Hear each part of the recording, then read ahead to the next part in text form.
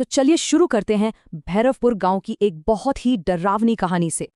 ये कहानी है भैरवपुर की एक पुरानी शापित हवेली की, जो बिल्कुल सुनसान थी। वहां एक अजीब सी आहट सुनाई देती थी और यही गांव वालों के डर की असली वजह थी।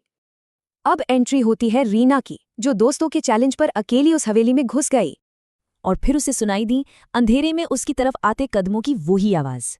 रीना डर के मारे वहां से भागी, लेकिन असली खौफ तो अब शुरू हुआ था। पता है क्या, वो आहट अब सिर्फ रीना का पीछा नहीं कर रही थी। एक एक करके गांव के दूसरे लोग भी उस अनजाने खौफ का शिकार होने लगे। जैसे रघु नाई, जिसे हरी आंखों वाला एक साया दिखा और वो पागल हो गया। और अनिरुद्ध, जो इन सब पर यकीन नहीं करता था, उसे भी एक डरावनी आवाज आई। अब जब बात बढ़ गई तो मामले की जांच के लिए डीसीपी अरविंद को भेजा गया। हवेली के अंदर एक अनजानी आवाज ने अरविंद को तहखाने में जाने का रास्ता दिखाया। अब रीना, अनिरुद्ध और अरविंद तीनों को पता था कि उन्हें इस आहट का राज जानना ही होगा। तो इन तीनों ने मिलकर उस खौफ का सामना करने का फैसला किया।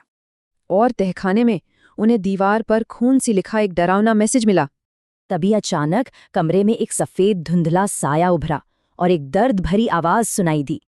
वो ललिता की आत्मा थी, जिसे 100 साल पहले उसके पति ने ही मार डाला था। तो अब सवाल ये था कि ललिता की आत्मा को शांति कैसे मिलेगी। उन्हें लगा कि हवेली जला देने से शायद वो आत्मा आजाद हो जाएगी। और ऐसा लगा भी। हवेली जलने के बाद गांव में अजीब सी शांति छा गई। लेकिन क्या वो आहट हमेशा के लिए खामोश हो गई थी, या ये सिर्फ एक धोखा था? क्योंकि कुछ ही दिन बाद रीना को अपने कमरे में वही जानी पहचानी आहट सुनाई दी। मतलब कहानी तो खत्म हो गई, लेकिन वो खौफनाक आहट नहीं। वो आहट कोई भूत नहीं, बल्कि एक साया है जो बस सही मौके का इंतजार करता है।